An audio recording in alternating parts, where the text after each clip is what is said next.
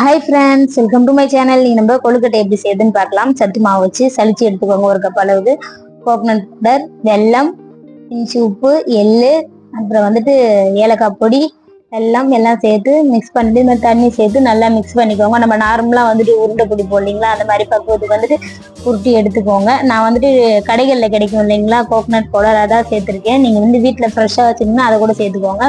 இப்போ நீங்கள் விருப்பப்பட்ட ஷேப் நீங்கள் இந்த மாதிரி எடுத்துக்கோங்க. நான் ரவுண்ட்லேயும் எடுத்திருக்கேன், கொழுக்கட்டை கையில் பிடிப்பாங்க இல்லைங்களா, அந்த மாதிரி எடுத்திருக்கேன். உங்களுக்கு விருப்பமான ஷேப்பில் நீங்கள் ரெடி பண்ணிக்கோங்க. நெக்ஸ்ட்டு இட்லி பாத்திரத்தில் இந்த மாதிரி எண்ணெய் தடவி நம்ம இந்த மாதிரி வச்சுக்கலாம். வச்சுட்டு நம்ம சூடு பண்ணி எடுத்தோம்னா ரொம்ப டேஸ்ட்டாக இருக்கும். இது குழந்தைங்களுக்கு கூட கொடுக்கலாம். ரொம்ப ஒரு சூப்பரான ஒரு ரெசிபி.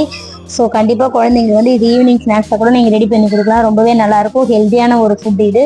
கண்டிப்பாக ட்ரை பண்ணி பாருங்கள். ரொம்பவே நல்லாயிருக்கும். இப்போ பாருங்கள், உள்ளே பார்த்தாலும் ரொம்ப கிறிஸ்பியாக இருக்கும்.